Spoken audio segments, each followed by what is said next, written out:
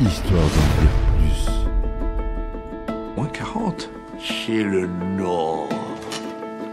Tu m'as demandé, mon petit. Je te retourne contre le mur, je te baisse par tous les trous, je te défonce, je te m'intéresse, Ça nous intéresse pas. Arrêtez ça. Arrêtez. Ça nous intéresse pas. Ça nous intéresse plus. J'ai l'impression que l'océan ne me veut pas, je sais pas pourquoi. Peut-être une question de lune, une question de dune. Félix Chouchou, viens avec moi. Non, je viendrai plus jamais avec toi. Bien alors, Félix, c'est grotesque. Lâchez ce jouet.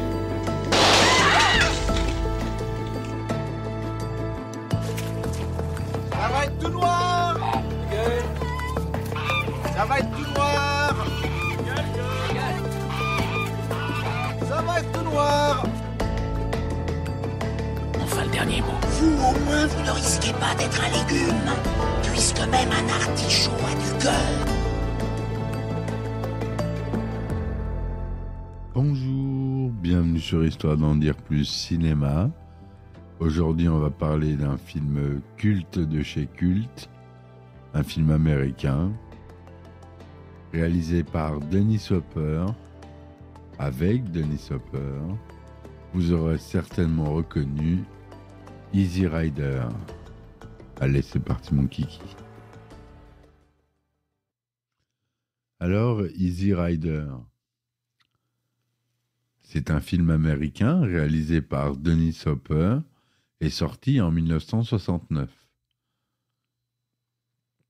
Road trip de deux motards épris de liberté à travers l'Amérique, le film est en 1998 sélectionné pour conservation dans le National Film Registry, vous avez l'habitude d'entendre maintenant, de la Bibliothèque du Congrès, pour son apport significatif au cinéma américain et à la culture des États-Unis. Il s'agit de la première réalisation de l'acteur Dennis Hopper, qui coécrit le scénario avec Peter Fonda et Terry Southern. Ce road movie est devenu un emblème de la génération hippie des années 60-70. Le film est considéré comme un symbole du mouvement contestataire des années 60. Le film commence par une scène où Wyatt et Billy vendent de la cocaïne à un homme d'affaires dans un aéroport. Avec l'argent récolté, ils achètent deux motos Chopper, de modèle Chopper, et se lancent sur la route en direction de la Nouvelle-Orléans, où ils espèrent assister au carnaval de Mardi Gras. En chemin, ils traversent des paysages variés et rencontrent des personnages contrastés. Des hippies dans une communauté agricole, un avocat alcoolique qui les défend après leur arrestation pour avoir participé à une parade, des prostituées dans un bordel, des rednecks hostiles dans un café, et encore d'autres situations. Le film montre les différentes facettes de l'Amérique de l'époque, entre le rêve de liberté et la réalité de la violence et de l'intolérance. Il met en scène le conflit entre deux générations, comme celle des baby-boomers, qui rejettent les valeurs traditionnelles, et celle des conservateurs qui les méprisent.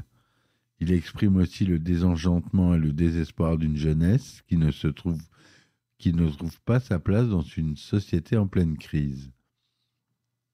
Le film se termine par la mort tragique de Wyatt et Billy, tués par des chasseurs sur une route de campagne. Leur rêve de liberté se brise face à la haine et à l'ignorance. Le film suggère que l'idéal hippie est voué à l'échec et que l'Amérique est en proie à un profond malaise. Easy Rider est un film culte qui a marqué son époque et qui reste aujourd'hui encore une référence du cinéma indépendant. Il a été salué pour sa bande-son rock, sa photographie naturaliste, son montage innovant et son interprétation improvisée. Il a influencé de nombreux réalisateurs et a contribué à l'émergence du nouvel Hollywood dans les années 70. Donc à la réalisation, on l'a dit, c'est Dennis Hopper. C'est Peter Fonda et Dennis Hopper avec Jack Nicholson dans le film, mais Peter Fonda et Dennis Hopper jouent les deux rôles principaux. Le budget du film, c'était 340 000 $ de prévu pour 500 000 de dépenses en estimation, pour un box-office de 41 728 000 $. C'est un film de 95 minutes, avec des séquences en mono, couleur noir et blanc, 1,85e, 35 mm et 16 mm pour les scènes à la Nouvelle-Orléans. Il est sorti en France le 27 juin 1969, aux États-Unis le 14 juillet 1969 à New York. C'est un film interdit aux moins de 12 ans. Peter Fonda est doublé par Bernard Tiffen qui joue Wyatt, Captain America. Dennis Hopper est doublé par Pierre Trabeau et joue Billy. On a Phil Spector qui joue le dealer près de l'aéroport. Voilà pour les... Jack Nicholson joue George Johnson. La production du film, selon l'interview du réalisateur Dino Risi, disponible dans les bonus du DVD italien Le Fanfaron, Il Sol Paso, c'est le visionnage de son film par Dennis Hopper qui a fait naître chez le réalisateur américain l'idée d'un road movie qui deviendra Easy Rider. Pourtant, l'impulsion originale vient de Peter Fonda qui, lors de la promotion d'un film à Toronto fin de 1967, a l'idée de ce road trip avec deux mecs, des motos, du sexe, de la cam et des bouseux en pick-up qui les flinguent. Selon ses dires, sex, drugs and rock'n'roll, devise du film, qui deviendra célèbre. Il téléphone à Dennis Hopper qui trouve l'idée géniale et revendiquera ensuite pendant des années l'idée du film. À l'origine, le titre devait s'intituler The Loners, les solitaires. Malgré leurs origines bourgeoises, les deux acteurs, dans la trentaine, survolent le mouvement Peace and Love d'alors. Avec leur look débraillé, cheveux longs et pantalons déchirés, ils se mettent en quête d'un producteur et finissent par intéresser Bert Schneider, fils du patron de la Columbia Pictures. Le budget initial alloué par la production est de 350 000 $, somme dérisoire pour un film. L'idée du film était, et la production étant acquis, il trouve alors un scénariste en la personne de Terry Southern qui modifie le titre du film en Easy Rider. Rip Torn est d'abord choisi pour incarner George Johnson, mais, ayant pris de la drogue, il se bagarre avec Dennis Hopper et se voit remplacé par Jack Nicholson.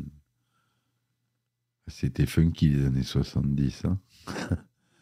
Le tournage. Lorsque le tournage débute en février 68, en plein carnaval à la Nouvelle-Orléans, les débuts sont déjà chaotiques. Dennis Hopper, qui vient d'apprendre que sa femme le quitte, est totalement hors de lui, insultant tout le monde jusqu'à entraîner la révolte des techniciens, puis le départ d'une partie de l'équipe. Le scénario n'est pas complet et Terry Southern n'est plus là. La suite du tournage se passe au Nouveau-Mexique, puis au Texas, ainsi que dans d'autres endroits du pays. Le travail reste toujours aussi brouillon.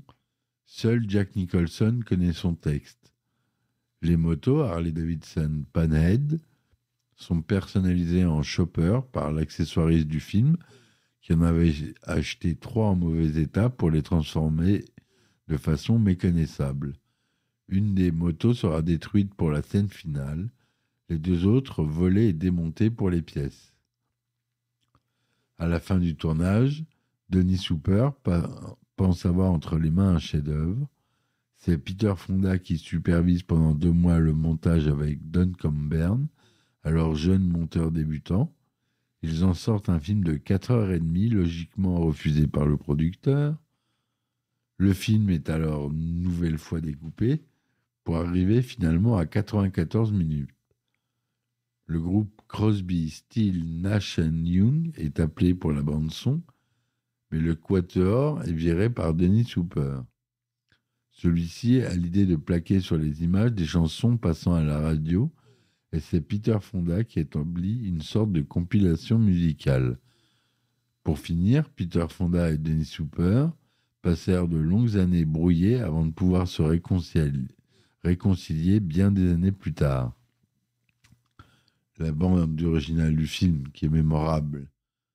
L'album de la bande originale sort du label Dunn Hill Records à l'été 69.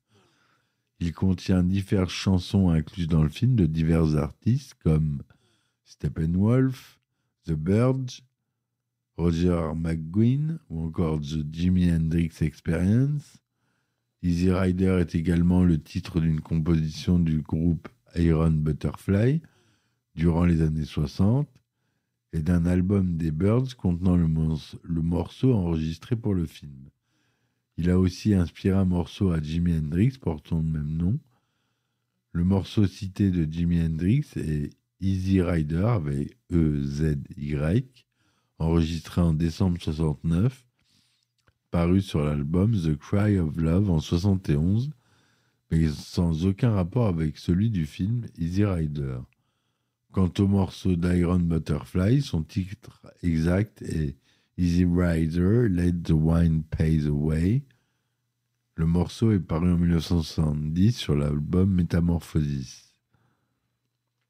Lorsque le film est diffusé en compétition au Festival de Cannes le 13 mai 69, il faut attendre 1 minute après la fin pour entendre un tonnerre d'applaudissements et voir le film triompher et remporter le prix de la première œuvre.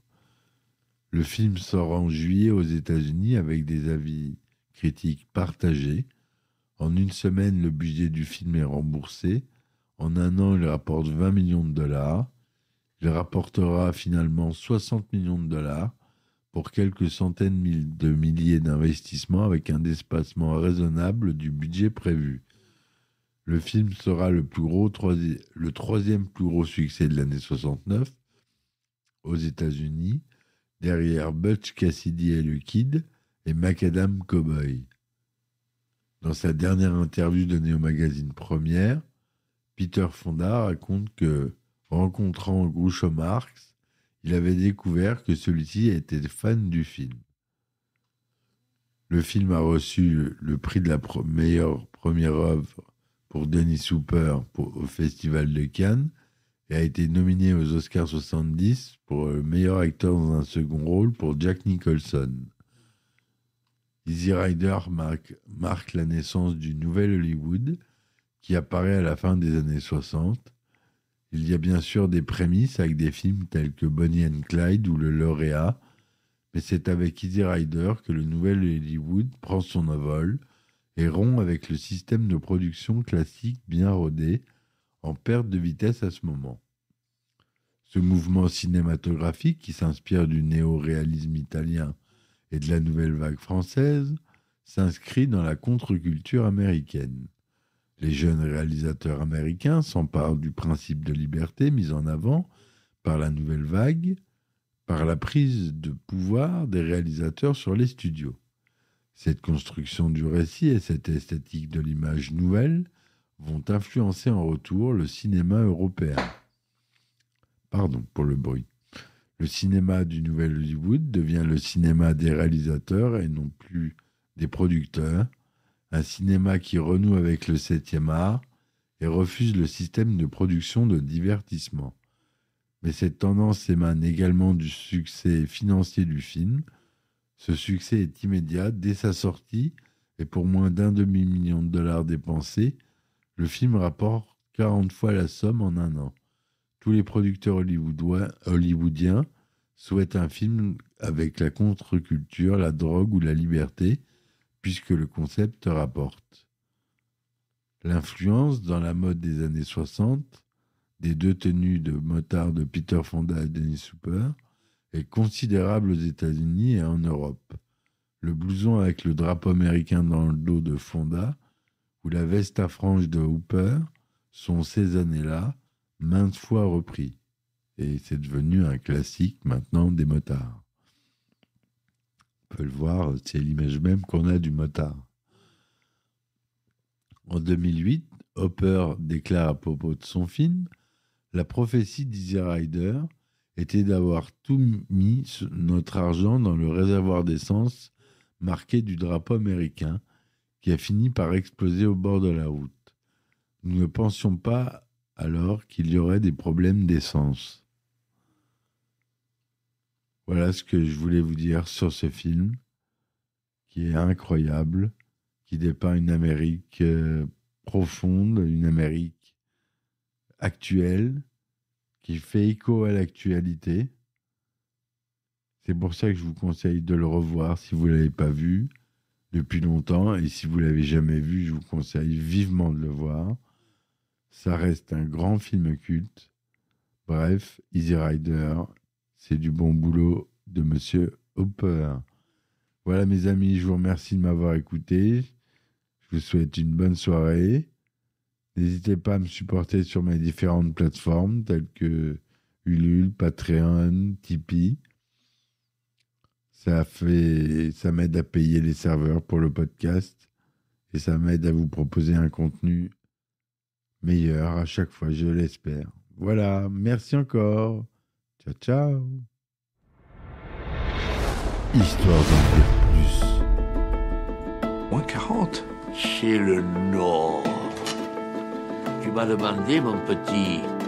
Je te retourne contre le mur, je te baisse par tous les trous, je te défonce, je te mets derrière, je te Ça mets- nous intéresse pas. Arrêtez ça. Arrêtez. Ça nous intéresse pas. Ça nous intéresse plus. J'ai l'impression que l'océan ne me veut pas, je sais pas pourquoi. Peut-être une question de lune, une question de dune. Félix! Chouchou, viens avec moi! Non, je viendrai plus jamais avec toi! Bien alors, Félix, c'est grotesque. Lâchez ce jouet.